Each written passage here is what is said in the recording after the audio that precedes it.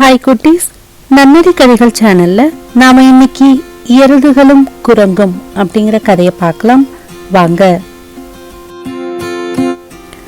ஒரு காட்டுக்குள் ஒரு எருது வாழ்ந்து வந்தது. அது பார்க்க பெரிதாக இருக்கும். அது மிகவும் சாதுவானது, யாரையும் துன்புறுத்தாது. அதே காட்டில் ஒரு சுட்டித்தனமான குரங்கும் இருந்தது. அந்த குரங்கு எருதை எப்பொழுதும் சீண்டிக் கொண்டே இருக்கும். குச்சிகளை உடைத்து எருது மேல் வீசும். கற்களை எருதை நோக்கி எரியும். எருது அதை பொருட்படுத்தாமல் அமைதியாகவே இருக்கும். சில நேரங்களில் அந்த குரங்கு எருதின் மேல் ஏறி அமர்ந்து கூட தொந்தரவு செய்யும். எருது அதையும் பொருட்படுத்தாமல் குரங்கை திரும்பி தாக்காமல் அமைதியாகவே இருக்கும். அருகில் உள்ள மரத்தில் இருந்து தினமும் ஒரு குருவி இதை பார்த்து கொண்டிருந்தது. அது குரங்கு சென்றவுடன் எருதிடம் வந்து பேசியது. எருதே, அந்த குரங்கு உன்னை இவ்வளவு தொந்தரவு செய்கிறதே, நீ அதை பதிலுக்கு எதுவும் செய்யாமல் இப்படி அமைதியாக இருந்தால் மீண்டும் மீண்டும் குரங்கு தன் வேலையை காட்டிக்கொண்டுதான் இருக்கும். எனவே ஏதாவது செய் என்று சொன்னது. அதற்கு அந்த எருது, என்னால் யாரையும் கஷ்டப்படுத்த முடியாது. அந்த குரங்கு செய்யும் தவறுக்கு அதுவே ஒரு நாள் வருத்தப்படும் என்றது.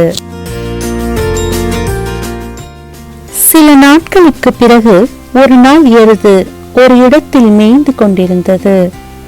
அப்போது அதன் சகோதரன் அங்கு வந்தது. அதை கண்டதும் இந்த எருது மிகவும் மகிழ்ச்சி அடைந்தது. அந்த சகோதரன் எருது பார்க்க அச்சு அசல் இந்த எருது போன்றே இருக்கும். அப்போது இந்த எருது, அண்ணா இங்கே இரு, உனக்கு சாப்பிட ஏதேனும் எடுத்து வருகிறேன் என்று சொல்லி அங்கிருந்து போனது.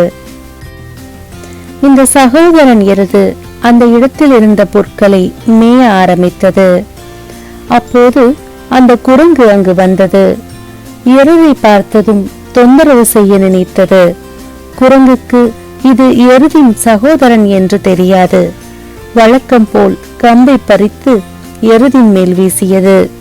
இந்த எருது தன் தம்பியை போல் இல்லை, இது முரட்டுத்தனமானது. கோபத்துடன் குரங்கை பார்த்தது. குரங்கோ மறுபடியும் வந்து எருதின் வாலை பிடித்து இழுத்தது. நீ முட்டாள்தானே, உன்னால் என்ன செய்ய முடியும் என்று வாலை பிடித்து கொண்டே குரங்கு கேலி செய்தது. எருது கடும் கோபமானது. என்ன தைரியம் இருந்தால் என்னை முட்டாள் என்று கூறுவாய் என்று கூறிக்கொண்டு தன் வாளை வைத்து அந்த குரங்கை அடித்து தன் கொம்பால் முட்டி தள்ளியது. குரங்கு வலியால் துடித்துக் கொண்டு ஓடியே போயிற்று. பின்பு குரங்கு தன் தவறை உணர்ந்து மற்ற விலங்குகளை தொந்தரவு செய்யாமல் அன்றிலிருந்து அமைதியாக அன்பாக வாழ்ந்தது.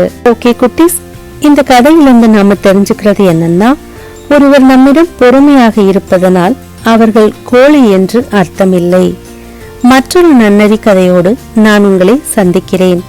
இந்த கதை உங்களுக்கு பிடிச்சிருந்துச்சுன்னா லைக் பண்ணுங்க, மறக்காம நன்னறி கதைகள் சேனலை சப்ஸ்கிரைப் பண்ணுங்க.